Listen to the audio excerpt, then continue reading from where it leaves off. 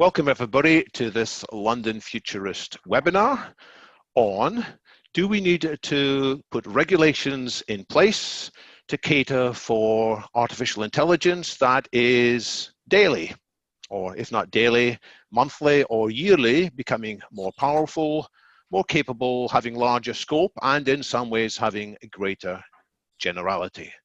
But before I say anything more myself, let's hear a few words of introductions from the panelists. Nell Watson, would you like to say hello? Hi there. It's a pleasure to participate. I've been working in the space of ethics for a number of years now, helping to create ethical frameworks for artificial intelligence and autonomous systems with the IEEE, as well as attempting to collect examples of behavioral norms at my little NGO, ethicsnet.org. I think of the three panelists, you're probably the one that is closest to London today, in Northern Ireland, if I'm right. That's correct, David, yes. Thanks.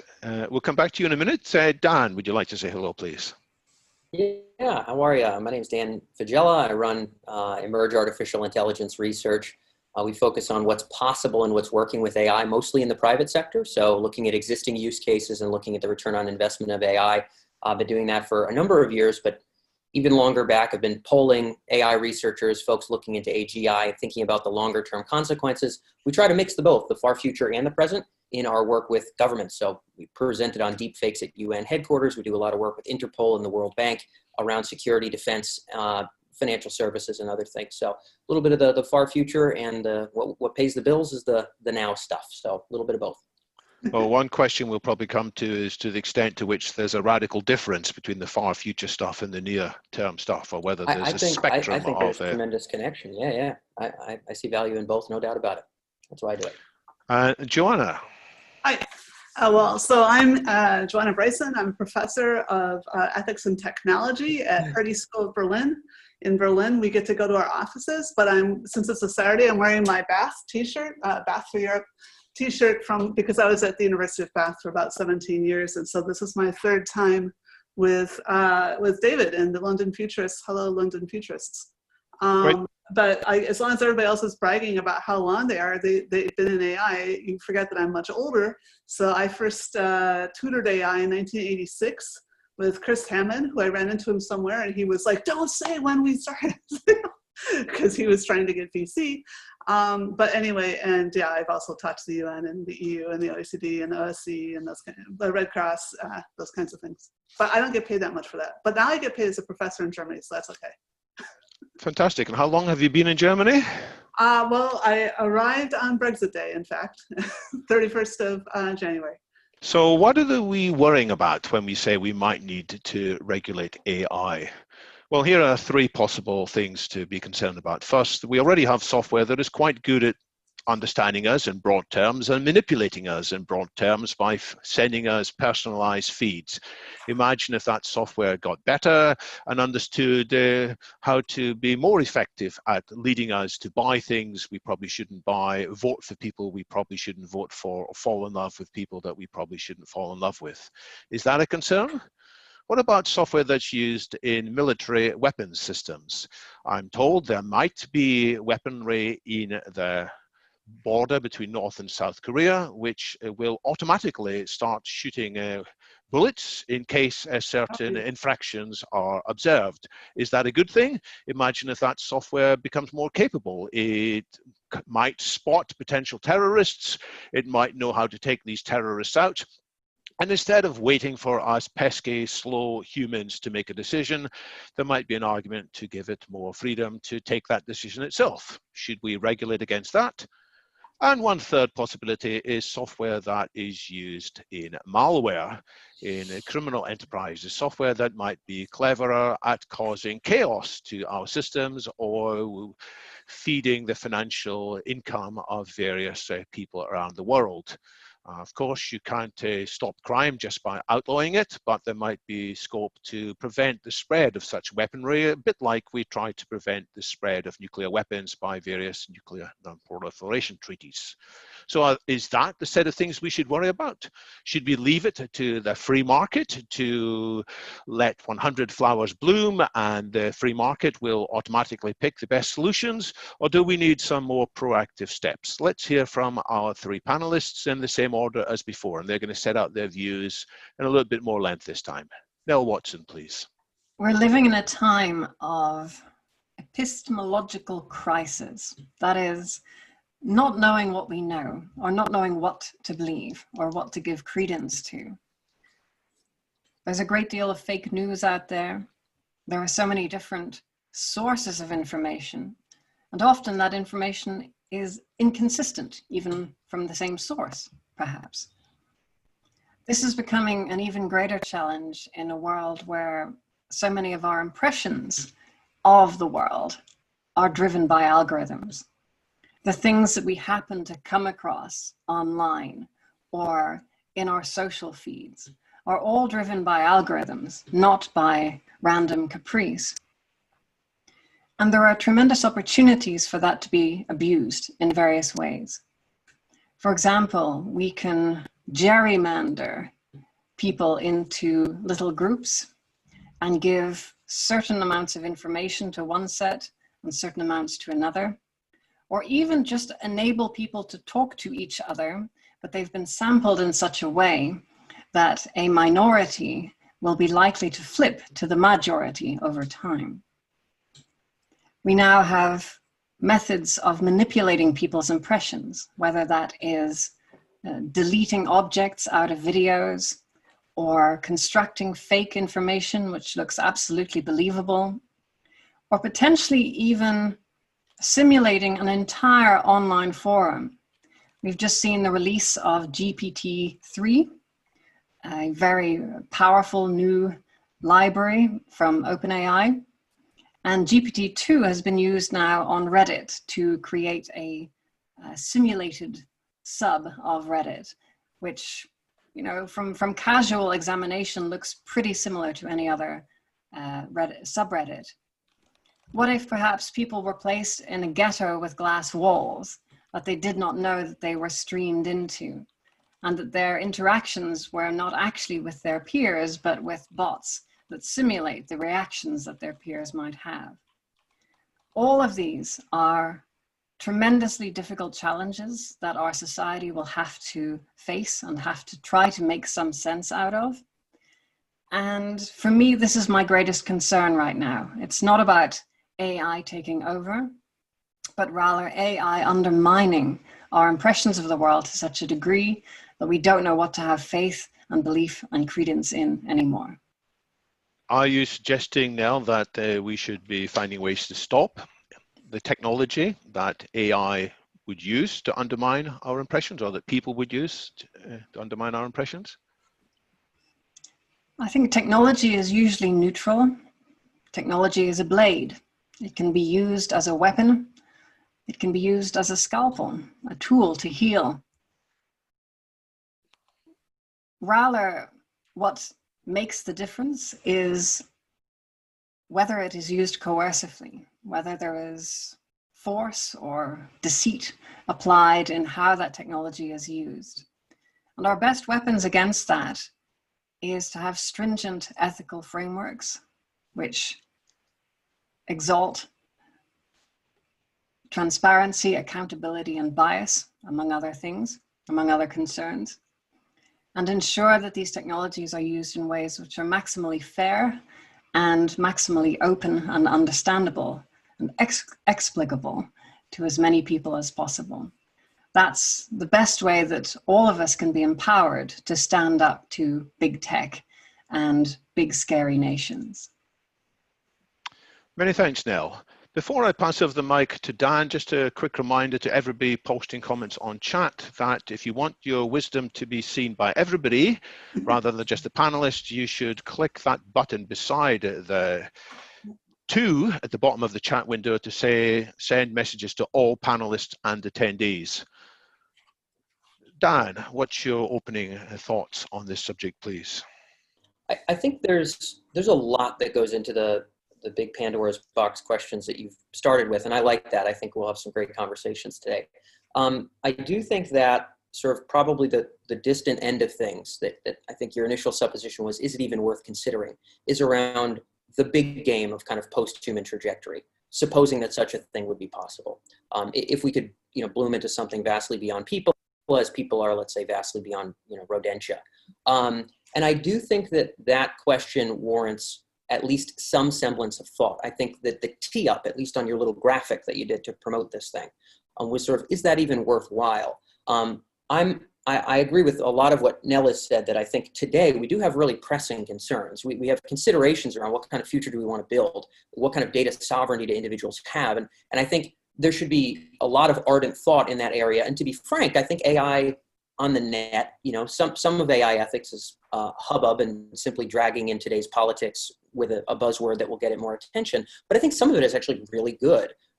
Compared to, how much forethought happened before the internet. I mean, were there conferences about this stuff? Were people building, big social, there wasn't social media back then, but were they getting, famous for thinking about internet ethics or something? So I think that, there's a lot of value in the today.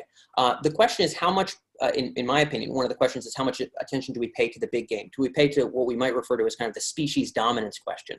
And that has to do with, I think, two things. One, when do we suspect such a thing would be possible, whether it be from cognitive enhancement or whether it be from the construction of AI? If you think it's never, or the year 4000 or beyond, then I think the safe answer would be shut up and don't even talk about it, because it's a literal waste of time. I think that when you look at Bostrom's polls, and we've certainly done polls starting in 2014, 2018, a bunch of others with AGI researchers, are I think you settle somewhere in like the 2070 when maybe we would reach human level to some degree of confidence. What does that mean? Honestly, it wouldn't surprise me if it was the year 7000. So I don't know for sure, but I'm of the camp that it's at least worthy of a portion of our consideration.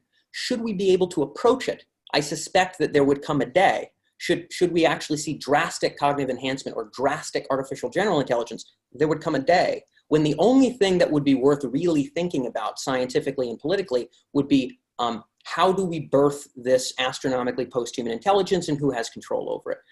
Is that where we should focus most of our time today? Absolutely not. I don't think so. But I do believe some semblance of effort should be warranted as to what those futures could look like. I think there's a lot of credence in thinking about what are the trajectories from now to then that maybe would be worthwhile in the aggregate, whether AI happens or not, and what are the trajectories that probably almost in all scenarios would not be good moving towards such a trajectory. So I think that my present belief and position is that the bulk of effort should be focused on things like what the IEEE are doing. I think the OECD is doing some good work, and there's a number of other groups I think are really moving the ball forward on the practical and on the today. But I think there should be a shred of attention peeled off for thinking about the trajectory itself. What are we ultimately turning into? Where are we ultimately going? And you know what? If it ends up being fruitful and it's the year 7000 and we're just on our iPhones and the human condition hasn't radically changed that much, then we've wasted our time. But I actually suspect that's not the case. And I actually suspect that those would be worthy conversations. And I think that that conversation will want to drum up its sort of influence as these technologies warrant that conversation to have a bigger and bigger share. The grand conversation to have a bigger and bigger share. I hope it would start today. The fact of the matter is, and I'll close on this, I don't really know how possible a intergovernmental, global, well-intended, well-informed discussion around what are we turning into could actually happen. I think the dynamics of power, we have this kind of West and China shtick going on right now that isn't exactly cooling down. I think that sort of the realities will prevent a kind of Pollyannic shared human vision of this trajectory we'd like to move towards. And I suspect it's worth taking a stab at a dynamic of development other than the state of nature, but I suspect that the state of nature may rule. And Alexander the Great's last words, they asked him, they said, "O king, to whom do we give the kingdom?" And his response was, "To the strongest." And the question is, are we relegated to that for what is after people as well? And I think it's at least worthy of some consideration. Well, there's lots there, as for Nell, there's lots that we want to come back to. We might ask what are the possible canary signals that might alert us to the fact that we could get to a new species situation sooner rather than later. How would we know in advance whether we should be having more of these discussions? But before we come to that, let's hear some opening remarks from Joanna Bryant, please. I didn't know how to start with this because I don't believe in AGI, but I do believe in regulations. I wasn't entirely sure whether I should spend my Saturday on this, but I was happy that Dave withheld from saying AGI during his intro, although then he was still anthropomorphizing massively. So the AI was improving itself, and AI was going to do this, and AI was going to do that. We're doing things with AI. The A for the AI is artifact. Artifact means a person or a human organization built it. So this idea that there's a new species is, species are defined in terms of sexual reproduction. It's not even sensical. So we can talk about processes, those. And so when I say I don't believe in AGI, it doesn't mean that everything that people concerned about AGI are things I don't worry about. A lot of the things that people are worried about are absolutely excellent descriptions of things that have been happening to human society since we've had particularly information technology, ICT the last 30, 40 years, but even going back to writing. As soon as we were able to connect more and communicate more, then we started doing things like dominating our society and looking more like not our society. Our society was dominating our ecosystem. And so we have seen really interesting runaway processes. We have seen the learning to learn, which has led to exponential on exponential growth of hominids, right? It used to be there were more monkeys than hominids. The hominids have been around for like 6-8 million years. We were doing okay, but the macaques, they evolved more recently. They were getting ahead of us. And then 10,000 years ago, we got writing. And since then, it's been us. And there's still macaques, but almost all the other apes are getting wiped out. And in fact, almost all large mammals are being wiped out unless we eat them or play with them. Right? That's about all that's left in terms of mammals. Anyway, so that's sort of all I have to say about AGI. Let me talk a little bit more about regulation. Oh, one other thing. One reason I don't have much to say about AGI and the part that I do believe is because smarter people than me have talked about how governments and corporations are forms of AGI. And that's Petit and List, 2011. So go read the philosophers. They're amazing. These guys are great. If you're interested in that. So let's talk about regulation.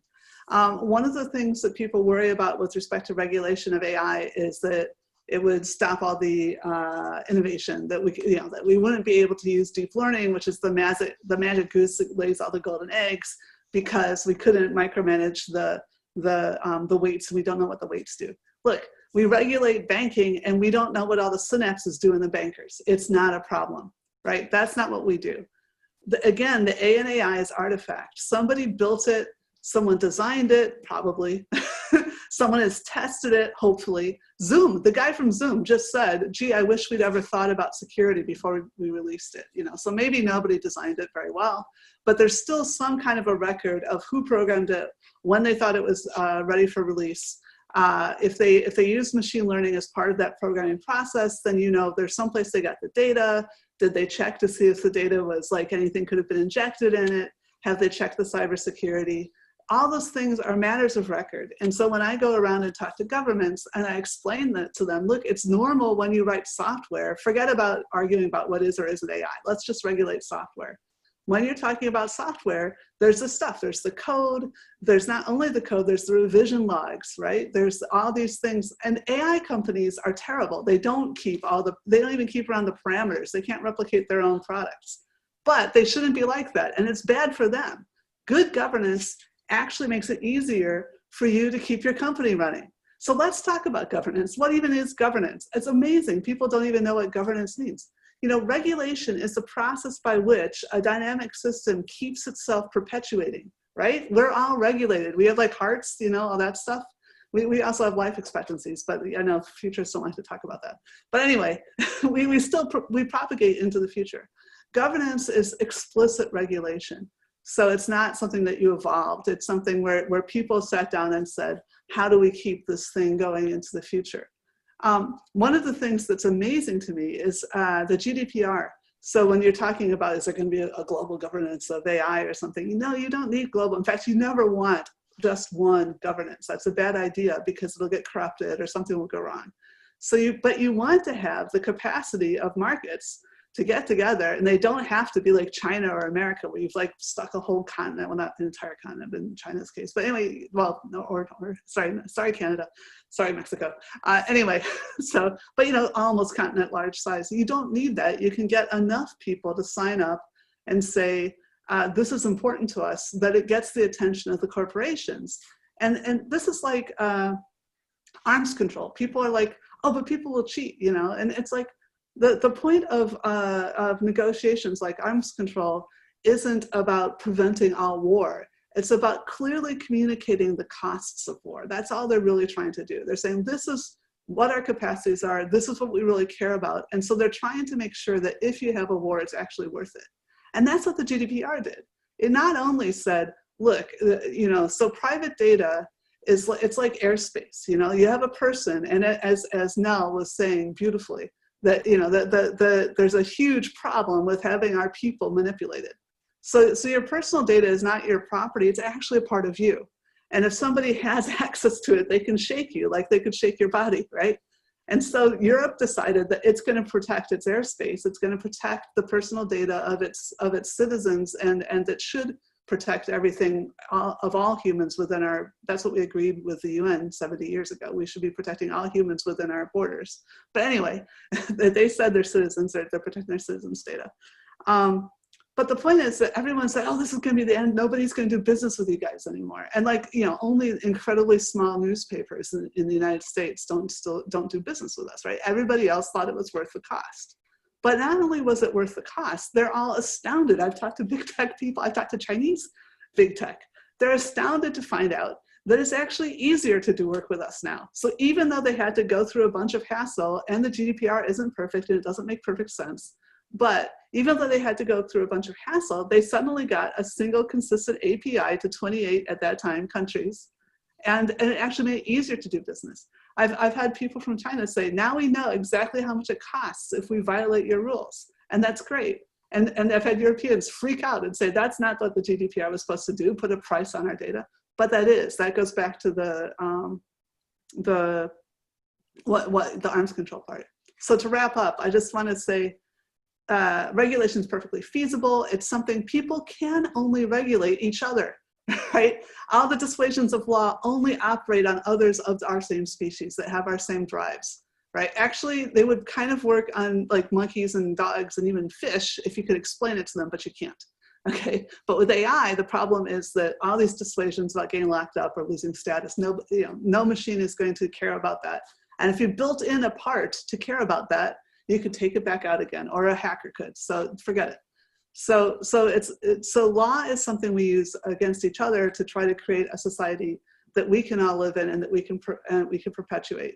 And it isn't about, governance isn't just about governments. It's not saying hand all the power to, you know, Putin or somebody, right? It's a structure, it's modularity. So it's one of the ways that we as corporations can do a better job of, you know, like for example, keeping our sectors from racing to the bottom is by, again, creating an API to the government, and then the government does things like inspections and making sure things work and making sure people aren't cheating.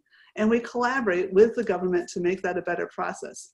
And finally, one other thing we really have to do, I do think that corporations have to help us regulate our governments. I think it's a two-way street. It has been historically, and that hasn't been totally explicit, but again, it's the information age. And so I think part of the reason that we've had the manipulations we've had is that quite a lot of information used to be kind of kept under the, you know, like only the elite knew about it. We've got to make this stuff clear. So I think transparency across the board, I think we need to respect the fact that there's a lot of different sources of power and we can use them to create regulation. Well, so much to come back on as well, but rather than me picking the things to come back on, we will crowdsource the questions. Some of you have already found the Q&A window. You can post questions in there. We won't take them yet. We'll have one more round of the panelists commenting on what each other have said, if there's parts that they want to build on, if there's parts they want to contrast.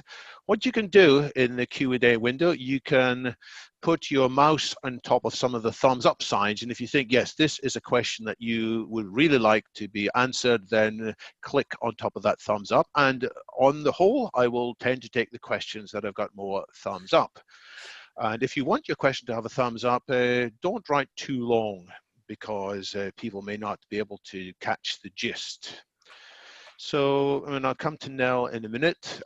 Just to echo some points from Joanna, I think when we do say we're talking about regulating AI, it's shorthand, perhaps a clumsy shorthand for regulating what AI developers do and what corporations do as they develop AI. I take that point. I also take the point we already have super intelligent organizations. The governments and the corporations are beyond the power of individuals. I think the worry, however, is what will happen when these corporations gain more software capabilities, more ability to understand and manipulate clients, members of the voting communities and so forth. So that is a different kind of superintelligence that combines the best or worst of capitalism, the best or worst of politics, with possibly even more powerful technology. Now, what comments would you like to come back with at this stage, please? A few minutes from you. When we think about how we deal with artificial intelligence in the long term, especially as it becomes more and more sophisticated, creating mere rules may not be enough, especially if the development of capabilities is difficult to foresee, is difficult to respond to in advance of it actually happening. And I think this comes down to one of the questions I saw in the Q&A about how do we control things that we don't necessarily understand. Well, we don't necessarily understand how a dog works, and yet we're able to generally control the behavior of a dog. And our ancestors 40,000 years ago faced an alien menace which could come into their little camps and destroy all life in that camp in under a minute. And that alien presence was the wolf. And yet, we didn't attempt to put all wolves on chains. We didn't attempt to invent a tungsten carbide diamond-studded chain to keep the worst wolves in check. We instead co-opted them. We changed them a little bit to domesticate them, to make them a little bit more like us, to begin to teach them our culture.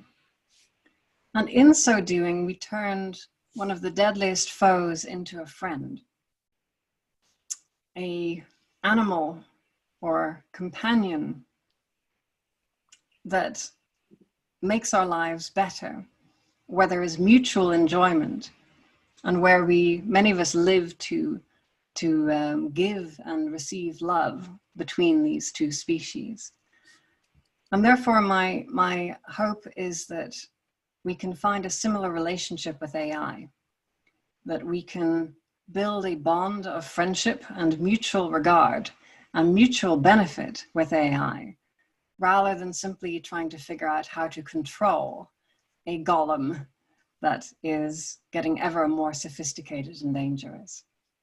I think we need to tend, befriend, and nurture AI rather than attempt to hit it with a stick.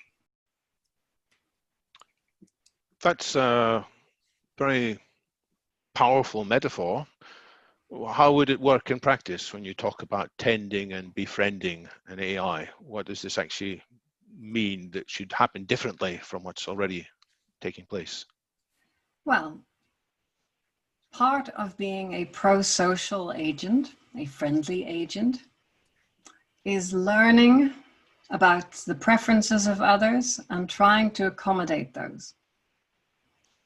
So if we can provide feedback, as we do in many social situations or in socializing young children or pets, we give guidance. We express general preferences as well as personal preferences, as well as we describe or explain the norms of certain situations, how somebody should act at a funeral, at a party, at an art gallery, etc. And this has led me personally to my work with ethicsnet.org, attempting to crowdsource examples of behavioral norms from all around the world, different cultures, different situations, to create a map of the space of human behavioral norms as a basis to hopefully create a map of values later on. Because even before we expect a child to know right from wrong, we are already starting to socialize them. We're already starting to explain that, you know, if you are in a quiet place, it's a good idea to be quiet yourself. And so by beginning to socialize AI in this kind of way, we can express our own personal preferences and accelerate the socialization of AI so that as they become more embedded in our personal and professional lives, they are less likely to be disruptive or alarming or creepy. Interesting. So just as Fei Li was one of the pioneers of ImageNet, which gathered so many labeled images and led in part to the revolution in computer vision, you are advocating an ethics net, gathering together examples from which AIs can learn from and become more pro-social. Well, I'll be interested to hear what the other panelists think about that suggestion, whether that will be sufficient or something with perhaps more teeth might be needed. Thanks, Snell. Dan, what would you like to come back with? Yeah, I'll tap into a couple things. Number one, I think there's been a lot of focus from the other panelists around really thinking pretty ardently about the today. I agree with a lot of what Joanna had said about really finding a good medium between innovation and regulation, and that there's a lot of tools in that arsenal. We don't necessarily need, you know, everybody to agree on one thing. And I think that, you know, in that respect, I think, you know, let the 100 flowers bloom, or whatever you'd said there, whatever Mao quote you'd mentioned there, David. I think that there's credence there. I think that is the ideal, is to basically ask the question, how can we proliferate the goods of this technology and then also sort of maintain some semblance of the values that we want to uphold? In the OECD, they say like-minded nations, you know, where you can vote and you can pray to different stuff and they don't break your legs. And like, those are all really cool things. And I think a lot of people want to maintain that. I suspect we are really going to have to think about how to be both safe and strong. In other words, can we uphold our values, which might involve kind of barring certain kinds of technology developments, and also be kind of strong enough internationally to sort of be able to keep those values relevant. I think it certainly in the United States, I think it's essentially presumed that Western values are in the air, like you can just smell them, and that the entirety of the world automatically agrees with them. Every dark corner of Africa or Asia or of Mexico or of, you know, Texas or whatever, they breathe in the same immediate understanding of human rights and of you know, voting and things like this. It's just immediately understood. When in fact, I think that's super not the case at all. And I think that only technological and economic predominance, and to some degree militarily, I'm super not about military bases all over the world. I'm not proliferating violence. I'm not saying that. I'm just saying there's a bit of realist in me that says that those things actually bolster any of the things we value being relevant. And I have spoken to, so our work is mostly private sector. The people who pay us are big insurance companies, big financial services companies. And the people who we talk to a lot are the startup ecosystem and the venture capitalists that sort of support that. In Europe, AXA, you know, big firms, and the startup ecosystem on the net from our conversations has almost ubiquitously considered GDPR to be something that's going to cause them to lag the states. Now, I'd be interested to see if a survey would coax that same thing out. I also think Joanna might have some great credence that, sure, there's some initial bristles, but it might be easier to do business. And as we move forward and other people start bumbling into these ethical issues, Europe may yank ahead. And to be honest, I'm pulling for that. I hope that such a thing occurs. But I do know that there's challenges with some of the firms that are there as well. And I think, we'll continue to wrestle with it, but I think that Joanna's idea that, business could be easier and the right kind of business could be easier, and we could still maintain that strength, I think would be good. I also hold, and I'll wrap on this, that in addition to a lot of these considerations of the now, Nell was starting to lean into it. Joanna was knocking anthropomorphizing, and now we're talking about nurturing and using a stick on AI. I was like, sweet Jesus. Yeah, oh man. So I'm not even, but I do think that some portion, some sort of cortical portion should be dedicated to what is the next 50 or 100 years? What are we shooting at? In other words, here's the real question. To what end? We'll have a safer society. To what end? Well, people will be more educated around the world. To what end? And I think that ultimately the end is a radically different human experience. And probably eventually, let's say it's 2,000 years from now, let's say it's 20,000 years from now, let's say it's 50 years from now, tippy-toeing beyond human potential itself into sort of some cognitively enhanced or sort of greater intelligence. Now, Joanna may be right, and I do not dispute that AGI and grand transhumanism are inevitable or even within my lifetime. But I happen to believe it's worthy of at least a cortical sliver. And so I ask to what end to many of these questions. And if I were an optimist, I think I could lean in Nell's direction of nurturing and friendship with AI. I suspect that if artificial general intelligence could be created, it would be so alien and so shifting that such friendship would be the wrong analogy, and that we would kind of be handing on the baton, and we would have to accept that. I could be wrong, and fully accept I could be wrong about any of that, but that's currently what I hold to. The point, I think, isn't that we know for sure what's going to happen, but we need to prepare for a variety of scenarios which have some probability of taking place. Nobody could have predicted 2 years ago that we would definitely be in a pandemic state by now, but we could have known that it was a possibility, so that some thought should have gone into strengthening the WHO, amongst other things. I'm sorry, we did know that, and in fact, both Britain and America was number one, Britain was number two for the best prepared government, and then we elected governments who refused to follow the preparation. Everyone knew a pandemic was coming, and that's just false. We all knew it, we had adequate preparation, and then we didn't follow it. Sorry, that's a sore point, that hundreds of thousands of people died unnecessarily, and there will be millions. We could have stopped this.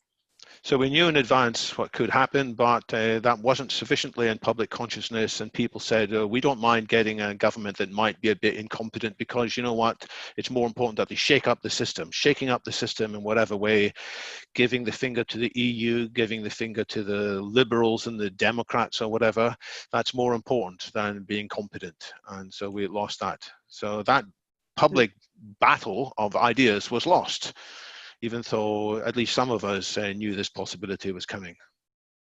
Joanna, what else would you like to say in response to that? No, that's. Yeah, I think. I mean, why we didn't have sufficient preparation in place, despite knowing some of these things, is a key question for all of us futurists. We futurists somehow have failed to get this sufficiently in the public mind, and I don't want the same thing to happen with AGI. The Obama administration ran huge scenarios and practices, and then they took the Trump administration through them before as they're handing over office. The materials were there. The British also, the people who were making the stuff, could not sell it to their own government. Their own government was more interested in making Burberry versions, right? But people were winding up selling it out of the country, knowing that their own country needed it and trying to help their own country, and then they still couldn't get through. Anyway, read The Guardian. Let me get back to the point of the topic here. Although this is related, right? Yes. So the point is that, yes, Dan spotted it. I was much less happy with Nell's second choice through, because it was so anthropomorphized. Your intuitions about dogs are really very good, because dogs do have phenomenologically very similar experiences to us. And so therefore it's still not perfect. People aren't perfect at even understanding each other's experiences, and obviously make big mistakes across races and genders and just life experiences, even when they're identical twins. But it's still a lot better and more accurate than any intuition we'll ever have about machines. Machines are not something that shares the same kinds of qualia that we have. We can't build something that much like a person, right? And there's no reason to expect any kind of motivation. You could talk about greedy algorithms, but I want to come back to whether we can actually regulate these things, like what happens with Brexit, what happens with governments, what is going on with these superintelligence that we're already experiencing, because I do think that, I want to come back at the end to what Dan finished with, but let's think about this in terms of going forward from where we are now, and assuming that we keep going forward from where we are now, even though that keeps moving, right? So, so when something is badly regulated, one of the ways you can tell that is when you have massively increasing amounts of inequality. And the best predictor for not just Brexit or Trump, but also for the Swiss referendum against the freedom of movement, and for Ukraine. Not, you would think, oh, Ukraine, who joins with, goes in rebellion there? It's like the counties with Russians? No. For all of those, the best predictor was the level of inequality. When a government is not being effective, it's not adequately regulating, it's not getting resources distributed so that people can kind of be feeling like they're playing the same game. It's not that we all have to be equal. The optimum Gini coefficient is apparently, just looking at it, 0.27. So it's like, we want a bit of a gradient to follow. We want people who are doing a better job to have more resources and to be able to get that. But when it gets too steep, people get threatened and they start pulling apart, and you get these kinds of collapses. Anyway, the basic idea is that good governance and good regulation is in everyone's interest. Some people think it's not in the interest of corporations, because all corporations care about is payoff to the people who hold money, that get money out of them. Sorry, shareholders, there we go. But even that, what are you thinking? Is that a snapshot? We're talking about the long-term payoff to the shareholders, right? So you're thinking about, in order to have payoff to shareholders, you need to have the corporation persist, and that involves the rule of law not collapsing, and the climate change not actually sinking your city underwater, and basic things like your kids being able to go to school. There's very fundamental things that are involved. But society, we are a whole, and even if you don't go to your kids don't go to the same school as the kids next door for some reason, what school the kids go next door affects your quality of life, because it involves your personal security. Their well-being affects your personal security. So I think, going back to this big question, I'll just come back to it, that like, what is the long-term goal? Unfortunately, unless you're theistic, there isn't a particular goal, right? What biology does is tries to perpetuate itself.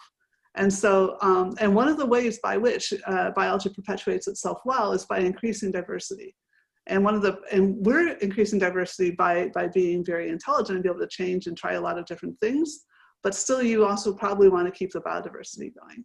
So I think we need to get better at restabilizing how we can keep this planet at least going, and keep the ecosystem going and living in it. But I know a lot of people don't find that an adequate motivator, right? And so that's why they become theistic, or they hope for other things like these perfect eternal electronic children. I mean, I've seen people give talks, famous people give talks, saying like, what we need is self-reproducing spaceships, because we don't want to only last 4 billion years. We want to last as long as the heat death of the universe. And I think when you hit into, there was like a bunch of Doctor Who a few seasons ago that was like hitting on the edge of the universe idea. Can you still get motivated past that? On the other hand, is this really our problem? Because so far, no species of hominids lasted more than 2 million, I think no more than 2 million years. Species don't last that long. So I really think patching the thinking more on the threshold, of just keeping things going. If you want to solve, maybe we should solve the heat death of the universe problem. That's an interesting thing about how can we get to that scale of engineering capacity. But I still think that at the heart of it, all of these motivations are born out of the fact that we're a bunch of apes trying to stay alive. And so it's fundamental that we do that part. All the other, our aesthetic goals, our aesthetic motivations, our ethics, everything comes out of us. It comes out of our society. And so the people who are transhumanists, who just want to say like, forget humans, we're going to do something else, I think that's nuts. We're not going to create a technology that is going to last on average longer than 80 years. We're not going to do better than humans. So we should be thinking about perpetuating and improving and diversifying and trying to make better off the human lineage and all the rest of the ecosystem that we love. Well, that's what some transhumanists are hoping to do, to encourage more human flourishing, to use technology to overcome the limitations of some of our biological weaknesses, some of our psychological weaknesses, and so on, and which AI could be a part. I'm entirely with you when you say that if we are trying to answer the question, what do we want AI to do, we have to first figure out what do we humans want to do. And the question of ethical AI cannot be answered without going back to some of the questions about ethical humans. You know, if we want to consider what we want to restrict AI developers to do, we have to know what we're comfortable about restricting each other from doing, things that we could do and things we might want to do, but things which we decide actually would lead us in a bad direction.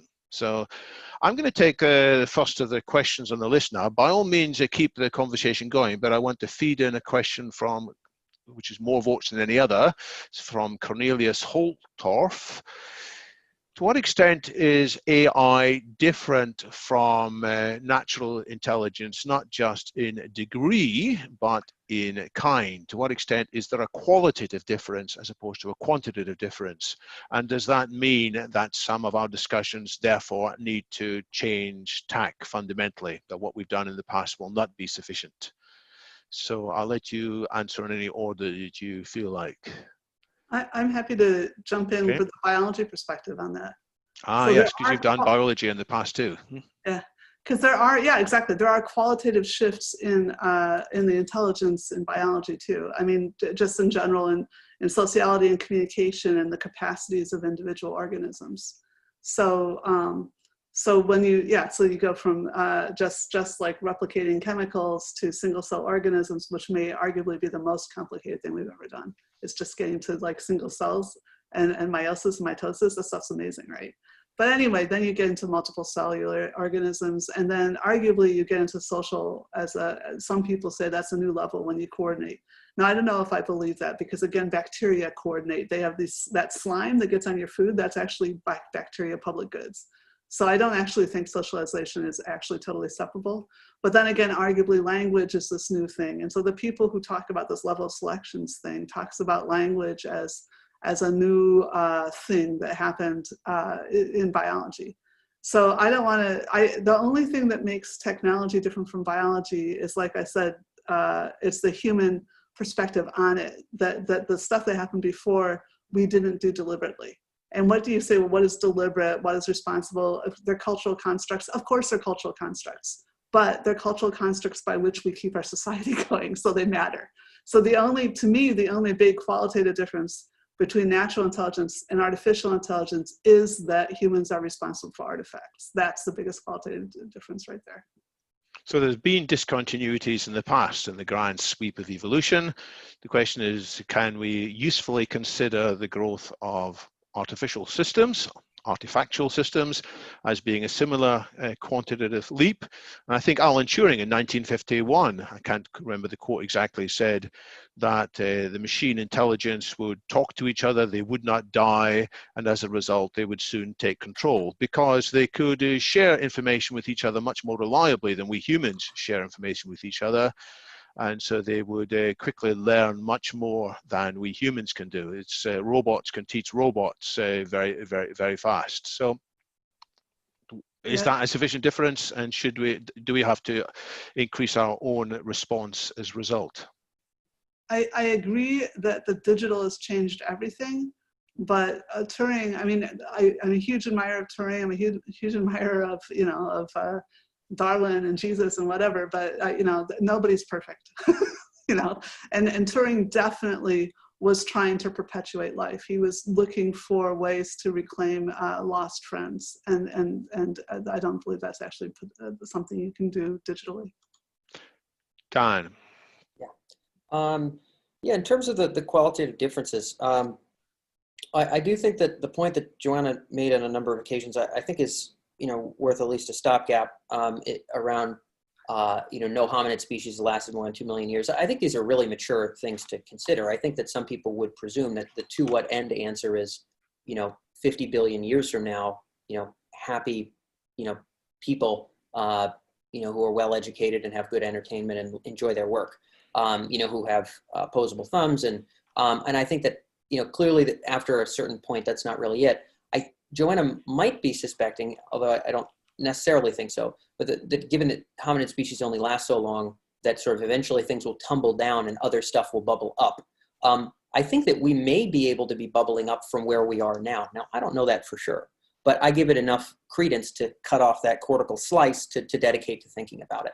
And so I think that, David, to your point, does technology do the same thing? Does the, what biology is trying to do, or that imperative, sort of the Spinoza's conatus, does that breathe through humans into technology, into other stuff? I think that's worth considering. In terms of what that turns into, though, I think, so I'm in agreement with Yampolsky about a lot of this around the inherent kind of ununderstandability of what would eventually be a general intelligence. Again, I don't think it will be dog-like. I don't think it'll have two eyes and share our facial expressions. Like when they're happy, they'll go up in a crease. Like, I don't think it'll do a goddamn lick of that.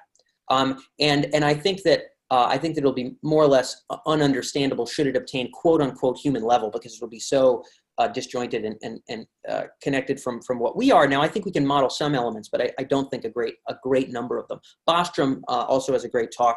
It was like 2014 or something, this big diagram of the space of possible minds. And he shows kind of the amount of space that the human mind takes up, and maybe like a squirrel, and then sort of like an almost infinite expanse in all directions. I think AI, we don't know exactly where its spark will start to expand from, or which of those corners it will start to color in. So I suspect there won't be that much, although I think it'll behoove us to, have reasonable ability to predict it by baking in some things that we can grasp and that are human comprehensible.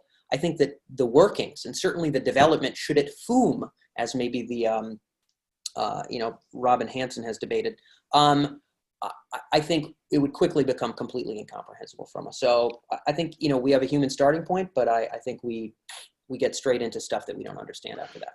Say a little bit more about Spinoza's conatus, or I think the other thing that's often brought in here is the idea of AI drives from Steve Omohundra. Yeah, Omohundra, that systems which have given some kind of goal will inherently acquire sub-goals too, which will be whatever the goal is, it will be useful for them to have more resources. Whatever their long-term goal is, it will be useful for them not to be switched off. Whatever their long-term goal is, it will be useful for them to acquire more intelligence. So is that something that tie up your own thinking, Dan? Yeah, I happen to lean in Omohundra's direction. Now, that said, you've got oodles of academics, Joanna being one of them, that really just think that that's probably even wasted thinking. But then you've also got oodles of academics who I can't disrespect, I can't disregard, who consider it to be worthy thought. And so I sitting in the middle, not being an academic, would say that it's worth such a consideration. I happen to believe that, certainly if we are part of that mix, so right now we're the builders of the tools, I suspect at some point brain-machine interface and other kinds of really immersive VR and neurotech, potentially nanotech, might be able to breathe out, even if conatus can't be instantiated in a machine itself, I think it might be merged into one as well. So in either circumstance, I think Omohundra's work is at least worth reading. I think that core hypothesis to me feels like it has credence. It feels like that is the fecundity of nature that Joanna talks about that breathes out the humans. I don't know if it stops at flesh forever. I don't know. Now it may stop eternally at flesh, but it may super not. Nell, from you, before we go on to another question. Yes, I think you can make an analogy between birds and airplanes and artificial intelligence and human intelligence, in that they are superficially doing similar things, but perhaps in very different ways and at very different scales. One very notable difference is that sentient creatures feel. We have emotions, which is a felt sense that is part of our sensory apparatus. And that enables us to make rapid heuristic decisions, so shortcut decisions, which aren't ideal, but are good in a short time frame. And that's something that our present forms of machine intelligence don't have, but they could certainly model. However, I believe that human and AI may not necessarily be as different as we believe. I have a model of us as actually being a biological form of artificial intelligence, in a sense, an anthropic intelligence, if you will. There are approximately 86 billion neurons in our brains. But if we take a young human and we dump them in the forest and they grow up as a feral child, they don't tend to have that spark of humanity about them.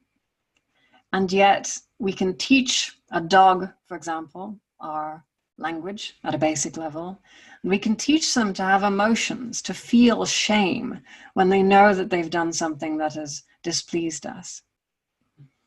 And this makes me believe that what humanity is, what it means to be human, is actually a construct of a cultural data set. That we are, in fact, a biological form of artificial intelligence created from a cultural data set, which happens to be instanced upon the hardware of a hominid. And in that kind of model, then perhaps we are not so dissimilar from AI, particularly if that AI happens to have the an ape or hominid-like construct for its data structures to be run or built upon. So all analogies have limitations, and all analogies potentially also have benefits. So we shouldn't get too hung up on either the faults of the analogy or get too overexcited by some possible comparisons. I want to feed in a point made by Paul Epping, his question. It says that actually there's a lot about AI, in particular machine learning, that we don't really know. If we don't really know how machine learning learns, because we just know that it seems to come up with answers that work at least some of the time, because artifacts are learning in different contexts, how on earth are we able to control what these systems do? We might think that we can control them, but in different circumstances, because of their opacity, they will do unexpectedly bad, potentially dangerous things. I'm reminded of the famous game of Go between the software written by DeepMind in London and the Korean expert. And in game 2, the software made a move that all the human experts thought was strange, but it turned out to be genius. In game 4, the software made another strange move, and all the humans said, well, we don't understand this, but it's probably another genius move.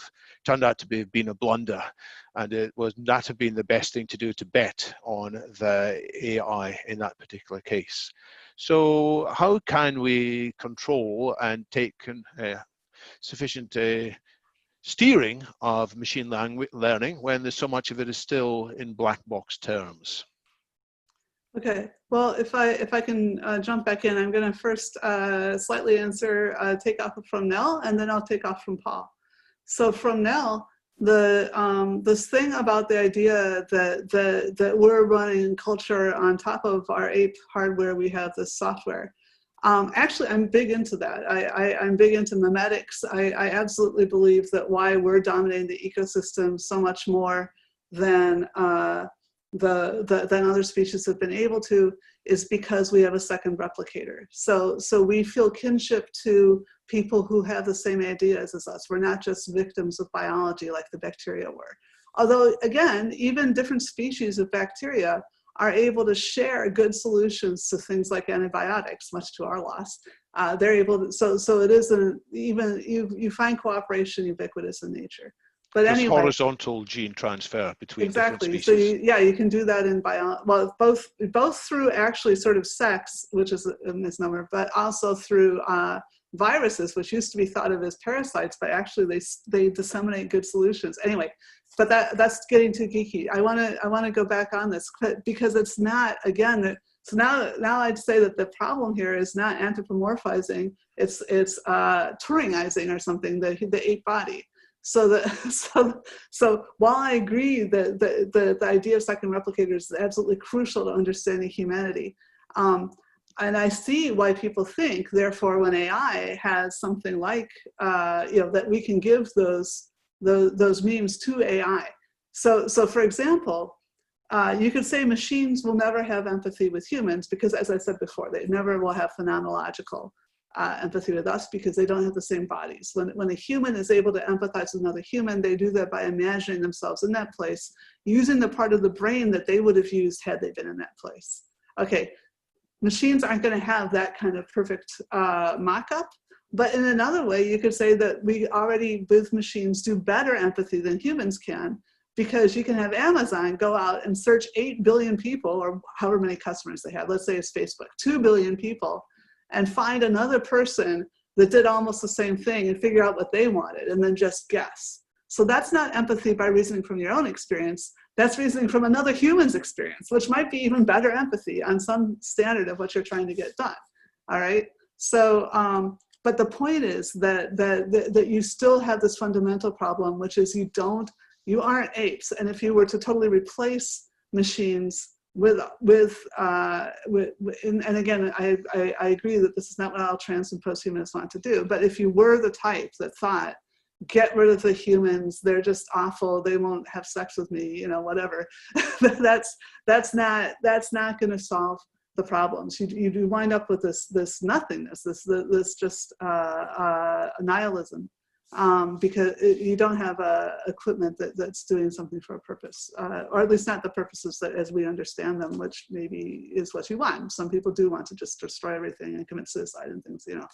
But anyway, I don't want to go too Winding far. up.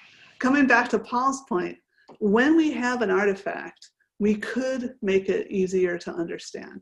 And there's lots of ways, even for something like deep learning, that you can go in and build second models. So there's a lot of smoke and mirrors that people are blowing around like, oh, you can't possibly understand this. And then in the meantime, loads of scientists have been working for decades to make it easier to understand that stuff, right? And there's a lot of people showing that they can actually do better with algorithms that we do understand, because guess what? They can fix those. So if something goes wrong, so like Cynthia Rudin, very Zubin Garamani, one of the the big Bayesian golden boys, has been spending like the last decade or 15 years working on more understandable, like building second models to understand the first models. Marie Shanahan's working on that stuff now too. Loads of people work on these kinds of things. It's not that hard. And this goes back to the points I was trying to make about with regulation. Yes, it's possible. Nobody understands the government. That's why they're so bad at voting for it, right? We already have very complicated systems we don't understand, right? We have those all over, and as people were saying, like with dogs and whatever, we figure out how to deal with them anyway, right?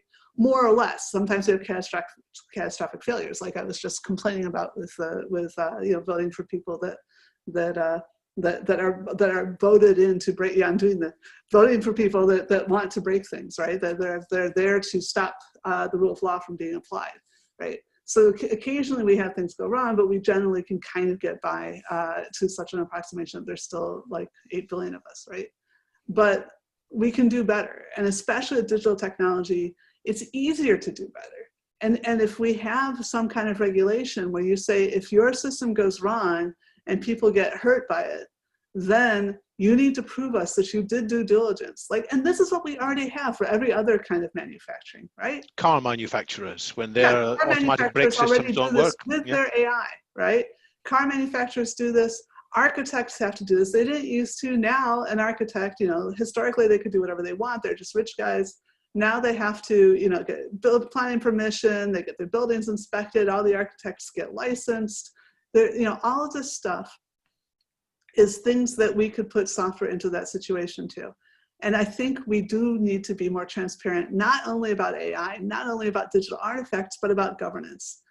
We can't just say, trust me anymore. We've got to let people know, first of all, there has to be a path through which they could drill down. No one's going to have time to understand every part, but just like the rest of science, you should know, if I wanted to understand that, who do I talk to?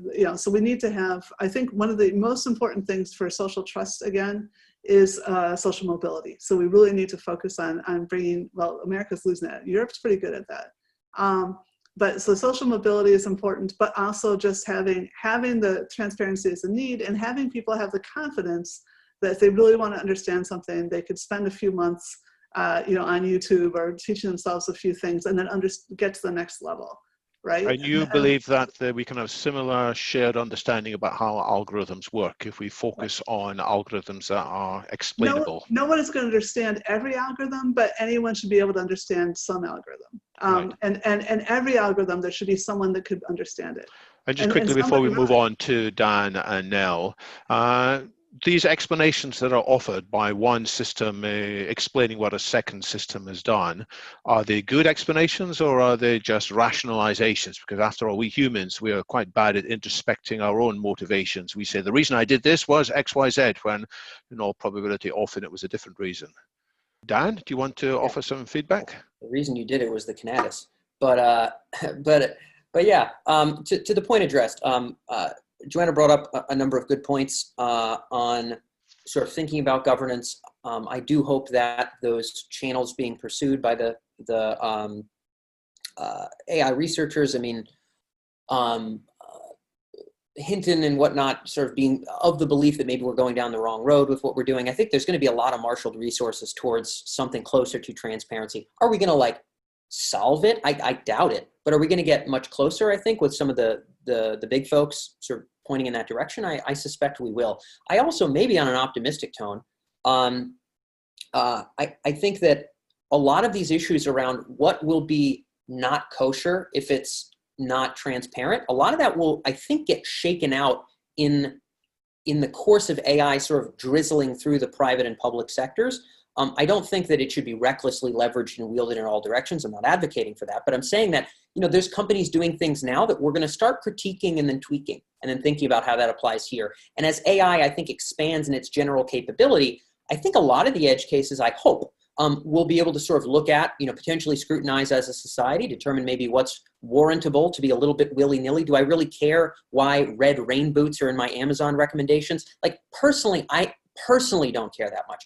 Personally, but some people might, and, you know, we could debate that. But I think there will be a number of those debates as it creeps out. And so on an optimistic note, I hope if we're vigilant around where is it working, and a lot of the times we get called into, you know, whether it's a bank or it's Interpol, it's, hey, computer vision, can it do this? Is it doing this in any industries? Is it doing this in any industries? If we know where the edge of its capabilities are, and we can think hard about the areas that actually have traction, are getting money and delivering results, if we can wedge and brook and handle those, I think hopefully we'll be able to keep doing that as it creeps out and maybe think about frameworks to do it better. So I'm somewhat optimistic that that won't sink the ship of AI and that also the hard science will follow and do us justice there as well. So more optimistic than most of my tones, but that's where I stand on that one.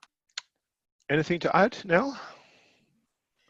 Not too much, except to say that everything hinges upon transparency, as Dan mentioned. It is the core element of how we can defend against rogue systems or defend our rights in a world where there are lots of people with vested interests in trampling on them. I think that we need to have more transparency, more public fora for discussing what is going on in the algorithmic world and for holding people accountable for their behavior. I think this is absolutely key to protecting our society in the years to come. So I'm a big fan of transparency too, but we might discuss, are there limits on what we should be transparent about? For example, OpenAI, when they did GPT version 2, initially said they wouldn't be sharing it because it was too powerful.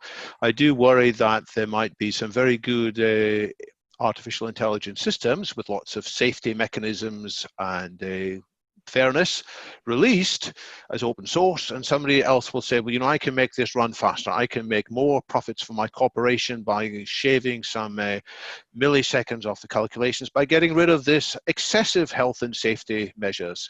And that might be how AI destroys more than we ever thought possible.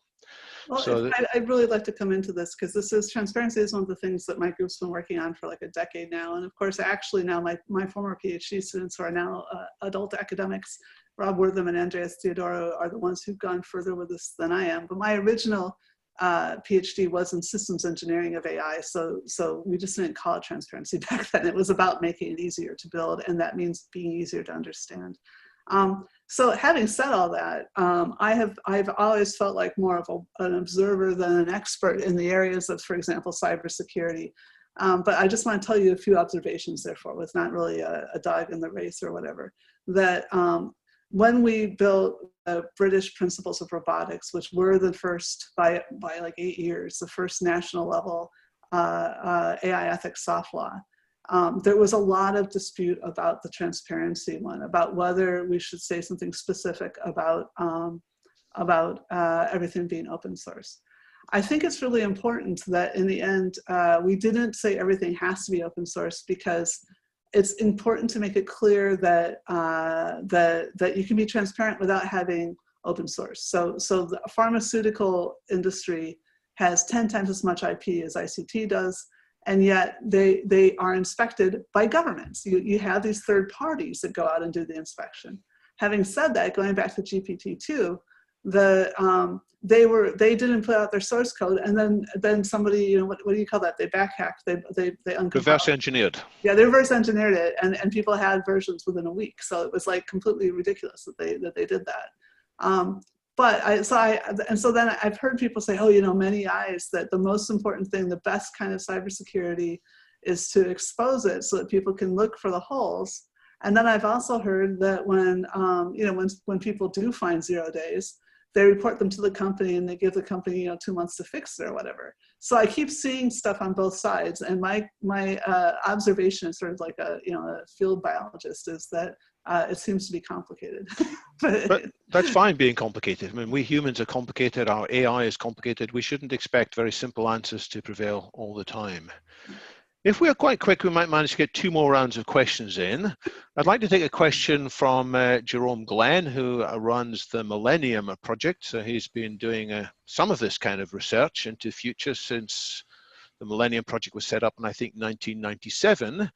He's asking about something we've already discussed a bit, but I think it's such an important question, we ought to have another go at it. How do we get ahead and prevent information warfare? And it's clear that it's not just cyber warfare that attacks computers, software, and command and control system, but it's systems that will manipulate information channels trusted by a target. So we'll think we're watching a news report by the press associates that say such and such a thing, but it's not actually from press associates, and so on.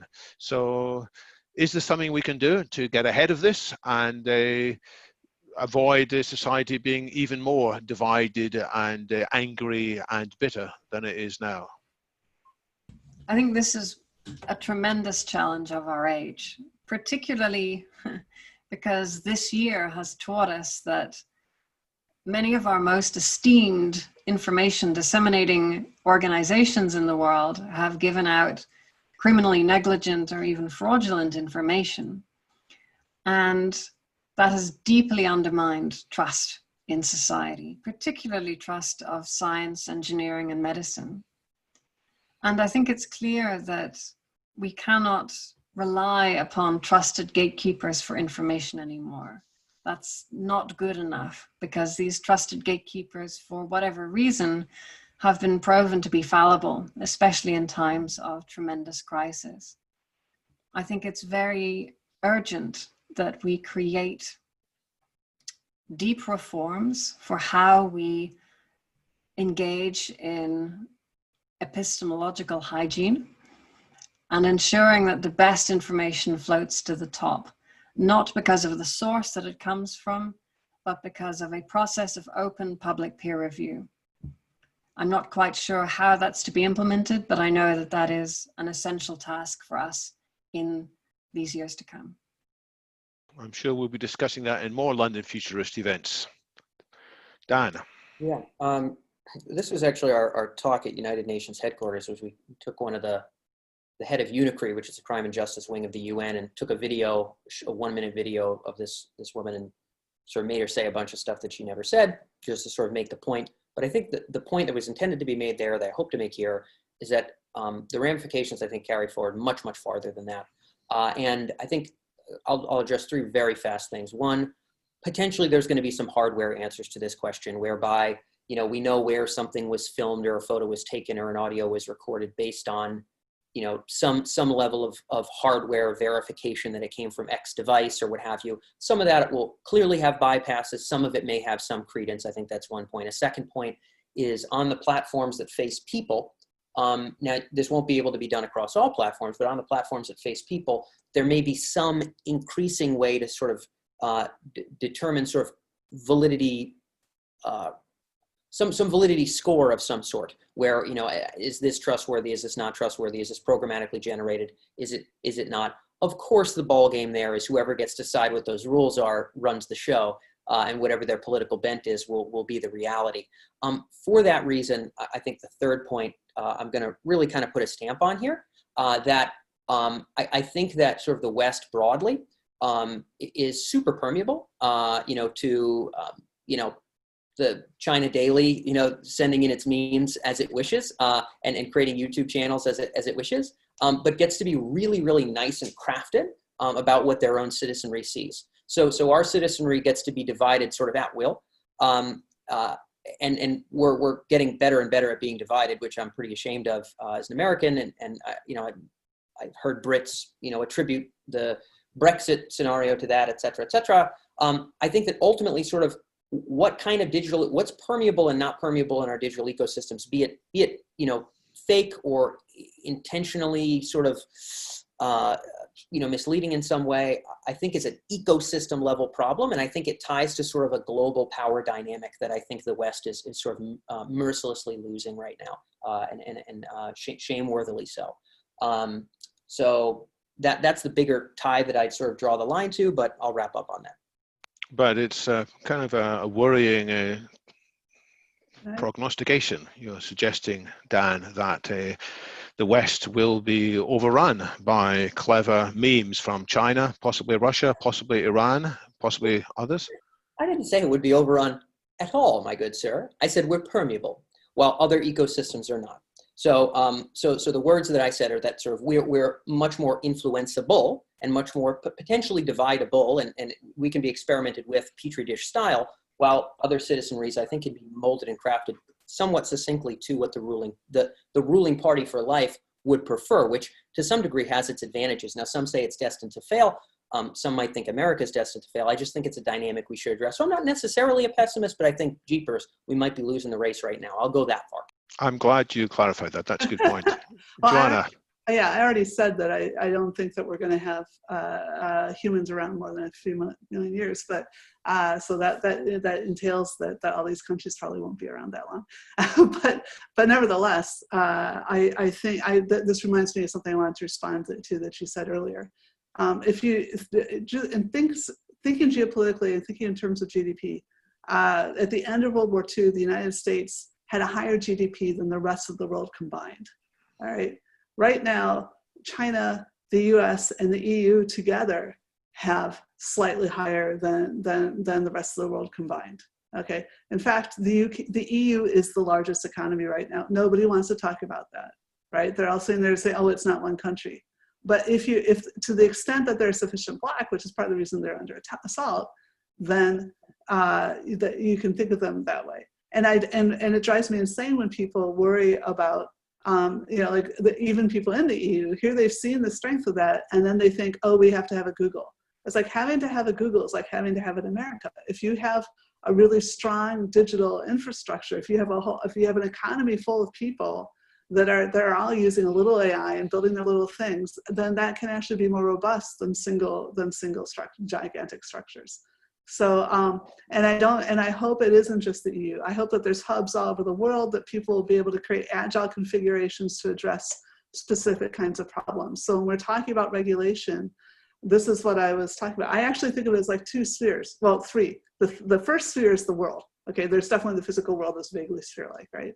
And then, as I mentioned before, there's the UN already, we all allegedly agreed 70 years ago that you draw off some lines, and there's some government responsible for the well-being of every single human being because they're within the borders of one of these lines. And then sometimes we also take care of our citizens outside of those borders, but whatever, right? So that's something we all signed up to. All right, so we will always need national or at least localized governments, right? We have certain kinds of problems like pandemics like water, clean air, you know, these kinds of things where you have to come to some kind of a localized agreement about that. And then what we're talking about with things like the GDPR, like, okay, so let's talk about digital taxes now. Again, if we're thinking about regulation, one of the things we have to do is get people to invest enough into the infrastructure that perpetuates everybody else, right? Luxembourg and Ireland have been picked off from the EU. We will not get consensus. We will not even get consensus -1. We have 2 countries that will never sign up to digital regulation. But if you have most of the EU kind of talking to each other and then pull in Indonesia or something, that's still a large enough market, or maybe the UK, you know, that pull in some one of these other countries, then you might have enough people that you can say, oh, look, we've coordinated, we've figured out a nice way that you can do work with us. If you want to keep using our citizens as your data source, then this is how you can do that. And then you can get people on board. And I'd like to see Africa figure that out too, or they can coordinate with us. That'd be great. There's a lot of people, there are a lot of value, or on their own, or coordinating across Southeast Asia somehow. So I think that there's, I didn't say, so that's a sphere. And then this other sphere, which is commerce, right? And so a lot of people are in both spheres. Like we are both citizens of, you know, various countries, and also we work for various companies and we're employees of, well, we both, you know, we are employed by some company, hopefully, but we also do a lot of work for these other companies that we're members of, sort of the social media, or we go and buy their stuff regularly and contribute to their brand. But anyway, these things also can coordinate. Corporations can coordinate and say, actually, there are certain standards by which we expect you to uphold if we're going to do business in your country. And I'd like to see them do more of that, because traditionally, back in the old days, when companies were smaller than countries, that was considered the best way to keep a tap on corruption. But anyway, maybe that was all too esoteric. Coming back to this thing about who do we believe? I honestly think that one of the really interesting things that's happened is that we have democratized knowledge. So you don't have to be sitting in MIT or Harvard to have people believe you, or Cambridge or Oxford, you know, whatever.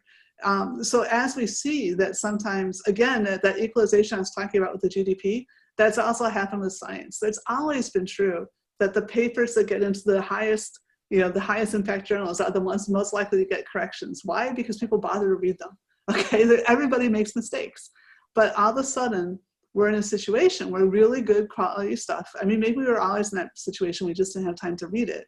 But anyway, I honestly think this is part of why people are confused, because they don't know who to believe. And it's harder to keep track. There's no longer just one, you know, television station to watch or whatever. It's not one magazine that everybody reads. And I think we might get on top of that. I think some of the things that Dan was mentioning, I agree with, some I don't. But the idea that we can get some kind of idea of the pedigree of information, get an idea of who we can believe and how likely it is that they weren't being confused by someone, you know. I think it's just going to be more complicated, but I think we're getting better at teaching about it, and we'll help people handle this complexity. I think we keep doing that. There's a So we might be en route to better democratization of knowledge, but it's always the transition that is the difficult, because when you go to from one reasonably stable mode of having trusted gatekeepers that you believed what the BBC said and what MIT said, and now we might have to work harder to get democratic knowledge, accessible knowledge, then it's hard. I'll give you all a chance to come back, but I'm going to feed in 2 questions and give you maybe, 90 seconds each, so you can pick one of these questions. So there's a question from Didier Cornell, which has got the most votes. Looking ahead, not 2 million years, I'll put a time scale on this, but instead of 2 million years, maybe 20 years. If we're thinking about how is AI going to be controlled 20 years from now, is it going to be a world democratic authority? Is it going to be an open source collective? Or is it going to be groups of commerce, Google and Baidu and so on, working together? And if that question is too easy or not interesting, why don't we also briefly consider, from Mike Diverd, why haven't we stopped killer robots? They're so obviously so bad. Why do we still tolerate them? I think I can do them both really quickly. All right. Because for Dietler, it's all of the above. We do not want to have a one world government, because something would go wrong. So you do want to have these multiple polars, and then you want them to be collaborating and keeping checks on each other. That's what I was just trying to communicate. And with respect to stopping killer robots, well, we have slowed them. And I think it's war is hard, but there is a huge amount of effort going into this, and I think that again, I'm not a techno-determinist, I'm not a biological determinist. What we do matters, so get involved, but there's a lot of efforts along these lines. But haven't both Russia and America recently been awkward in these talks at the very least? So America, like, one of the ways that it's best pals with Iran is that it supports having mines, right, landmines. But Russia has been saying that they had autonomous tanks running around for a while. I think they're just trying to scare us. Anybody else want to step in? Dan? Yeah, I think, it feels like the trajectory, what will be sort of the future of AI or what have you. I sort of mentioned earlier on what I possibly would hope, which is not necessarily a world governance, but at least a global consortium of certainly the most powerful nations, but hopefully the rest, around sort of where are we going, and some semblance of steering and transparency is the way I describe it. I have an article called The SDGs of Strong AI that sort of talks about maybe the UN being the vehicle for doing that. I think the trajectory now, though, is not that. Probably the trajectory now is the state of nature. It's sort of, kind of two substantial powers. I suspect in 20 years, it'll probably be the same two that we talk about now. That may shift, though. Who knows what will happen with India, but I don't know if 20 years is going to cut the mustard there. But I suspect it'll be arms race alike. And I hope ardently that there are so many concurrent efforts to sort of build friendship and connection across those lines that doesn't get too tense. So that's my hope. But my suspicion is that the international state of nature will be the way it's being governed within 20 years. No. I'll have a go at both.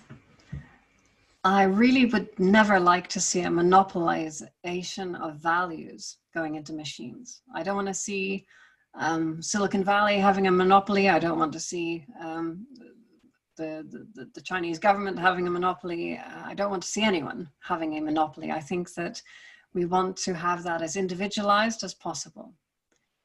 As for killer robots, war is hell, and people end up tremendously traumatized by war, by participating in it, or by experiencing having roving bands coming in, taking all the food and raping whoever they like.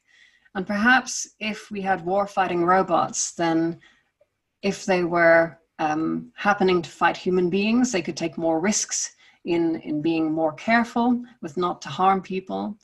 And I suppose there would be an arms race for war-fighting robots so that quickly humans might be taken out of the loop altogether. And that would perhaps be a good thing. Taking humans out of the war-fighting loop altogether. That would be a good thing, provided we were confident that the AI in these robots was well written and didn't have obscure bugs which were triggered when there was the 5 Wednesdays in September or some other prevailing strange conditions. Indeed, every killbot must have a limit.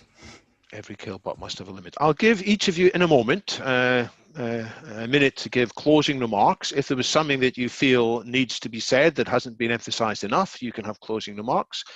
I will thank everybody who has raised questions. We have lots of good questions which we haven't had time to answer. I will come back to some of these in future London Futurist events. I think there's a lot more to be built on, a lot more to be said that builds on what we've discussed today. So I probably will come back to this subject of regulating AI sooner rather than later, and we may have a mix of new panelists in that, including some of the people who are audience members today. I will also copy some of the very interesting links out of chat into the video recording of this. I'll put them in the header. So thanks to everybody who has been answering some of the comments in background. That's more group intelligence. It's a human intelligence rather than artificial intelligence, but it's enabled by software. So what else needs to be said? Let's go Nell, then Dan, then Joanna. Final remarks. Artificial intelligence, machine learning is the greatest invention of our age. It may be our final invention, indeed. It's something that we should give a great deal of focus and consideration to, and to doing it well. Humanity is a teenage pregnant species. We have trouble on the way in not too distant future, and we're not quite ready for it. We need to settle down and get wise and figure out how to deal with this situation as best we can. There's another stunning metaphor. Humanity is a teenage pregnant species, which I'm going to express some sympathy for, because we are giving birth to something. It's not a biological species. It's going to have many things very different from biological species, but it might dethrone we humans from being the smartest and most powerful organism of the sort on the planet. Dan, final remarks from you? I admire the bravery of Nell's statement. I fear I would be canceled rather quickly for making an identical remark for somewhat obvious reasons here in the West. But I share many of those sentiments. David, I also share yours, that I think that this may be sort of the trajectory beyond what we are now. I think if there was any closing note for me is that, I mentioned that cortical slice. I do think that conversations like this are really important. Conversations that stretch a little bit farther into the future even as well are important, in that thinking about what do we want, what world do we want to live in 10 years, and ultimately what do we want to turn into, that actually both of those warrant some % of our cycles. And I hope to see more smart discourse, and I'm really grateful to be here with smart panelists and with you and with the audience as well. So that's it. Many thanks, Dan. Joanna. I just want to say I agree that thinking about the future matters, but also realize that there isn't an AI ethics. This is about how do people keep our stuff together. The culture that we've created is more than we can understand. We are breaking things. It is already too late to solve climate change. People have already died, but at the same time, it's not too late. There's still some people alive. So there's 3 crises going on right now simultaneously. It'll be big this summer: the climate crisis, the pandemic, and the digital governance crisis. Those of us who are technologists, I think we should never forget that you can think about the distant future, but if we don't understand what's happening right now, we're in a lot of trouble. So I think we should focus a lot on getting the regulation question right today, this year. And do you think politicians should be involved in these discussions, despite some of the Absolutely. We got to talk to everybody, and not we can't talk to them all at the same time. I didn't even, I didn't even read all the questions and things. I was doing a pretty good job. That there are capacity levels, but that's why we have hierarchy. But yes, politicians are absolutely part of the solution. Yeah, there's a lot to be said about public service. Do not just diss government. We wouldn't be here. We wouldn't have the internet. We wouldn't have the road outside. We wouldn't have the garbage collected.